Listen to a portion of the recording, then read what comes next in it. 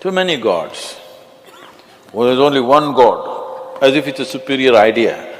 If you can create one, why can't you create a million? If you say God loves me, you must know you are such a pathetic, despicable case. In this culture, we always told you, your life is your karma. This means your life is your making. There's nobody managing you from there.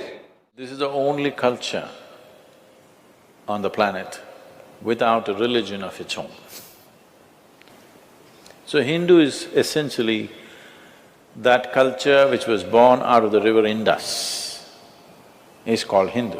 So it's a geographical and cultural identity, never was a religious identity.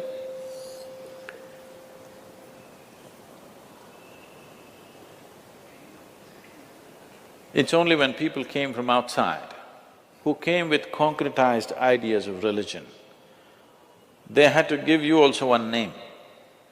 So we are this, what are you? We are all over the place. They couldn't understand that, you must be something. In the same place, a million things existed together. In the same house, if you are a family of five of you can worship 5 different gods and have absolutely no problem about it. We didn't even think it's a problem till people came from outside and told you our God and your God. Till then, we did not even think it's a problem. You could be worshipping this God right here, I could be worshipping that God right there, another could be sitting with eyes closed, another could be singing, another could be dancing, but we still thought, it's all okay, everybody can do their thing. So there has never been a religion in this land. We have 33 million gods and goddesses. That happened when our population was 33 million. Now we are 1.2 billion, but we lost our creativity. Yes. Because outside forces came, particularly Western forces came and they started making us feel ashamed of our gods.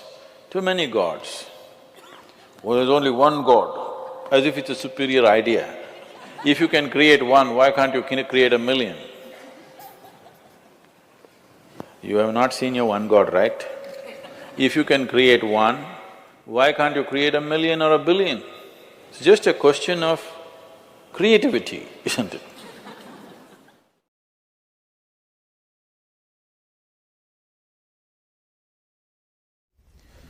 Because this thing has been always told to people, from heaven God loves you, all these people. See, if you're having a roaring love affair right now with somebody next to you, here,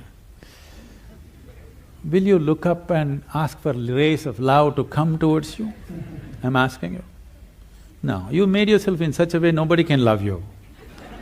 Now, only God can love you. If you say God loves me, you must know you are such a pathetic, despicable case. If you made yourself in such a way nobody can help loving you, you are a wonderful human being, isn't it? So we need to understand, there is something called human thought and emotion, human needs, of emotional needs of love, care, touch, this. The cosmos, or what you're referring to as the source of creation or divine, or if you want to use the word God, because God personifies thing, we will refuse to use that word. Let us say whatever is the source of creation, which we are referring to as God generally by religious this thing. Essentially, it is just an intelligence which is simply exploding into everything possible. If you're in rhythm with it, you will rise. If you're not in rhythm with it, it'll crush you. It has no love, it has no compassion, it has no intention of helping you, it has no intention of harming you, it has no nothing. If you understand the forces and ride it, you have a fantastic life. If you do not understand, it'll crush you.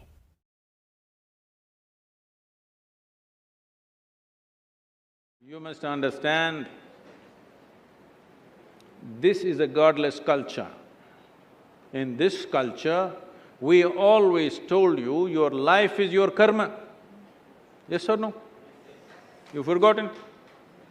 In this culture, we always told you, your life is your karma. This means your life is your making. There's nobody managing you from there. Your life is entirely your karma. You are tall, you are short, you are capable, you are incapable, you can do something, you cannot do something. We say, your karma. We've been telling you forever, your life is entirely your making.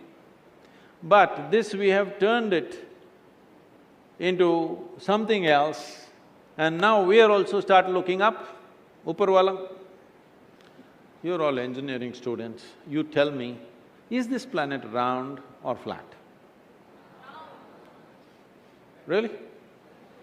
It's round? Some of you saying no, this girl. Is it a round planet, I'm asking you? Yes. Is it spinning? So, you are not even on the North Pole, you are at this Chennai. Here, if you look up and the planet is spinning, you are inevitably looking up in the wrong direction. Hello? You don't even know which is up. In this cosmos, do you know which is up and which is down? Hello? Is it somewhere marked this side up? Can you ever figure out which side is up in this cosmos? No. Then you're looking up at what? When you do not even know what is up, how do you know who is up?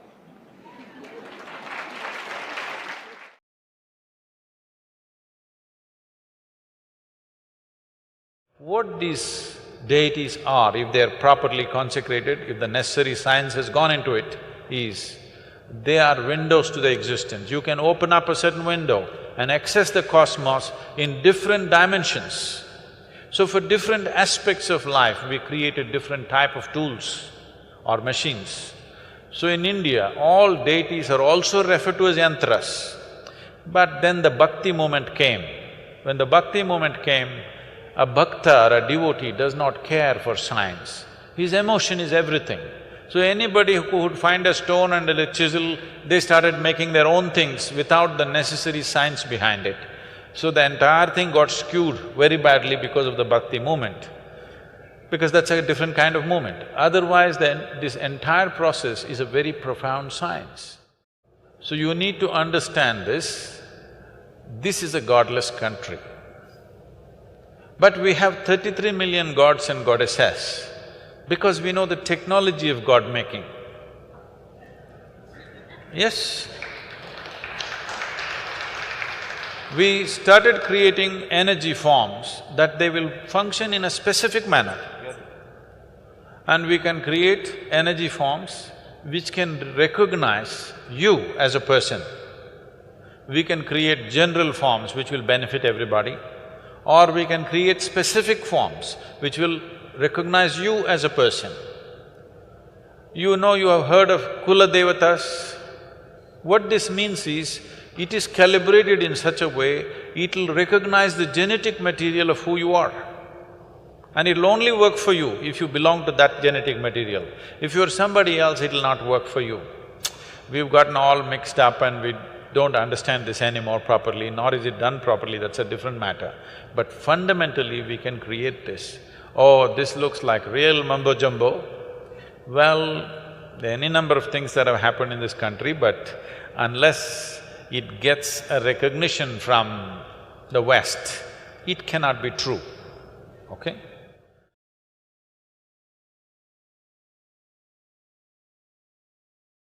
We have not ever been believers, we've always been seekers.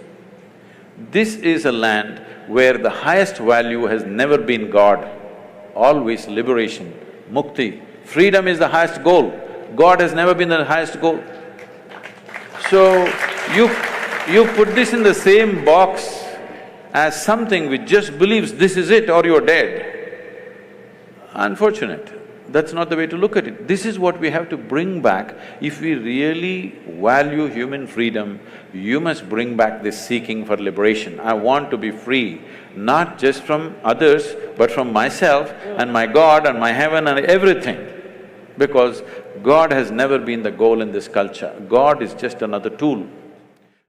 Can we be straight enough? The youth of this nation, I'm asking you, the youth of this nation, are we straight enough to say, what I know, what I do not know, I do not know? Is this okay with you? The youth of India, I'm asking you.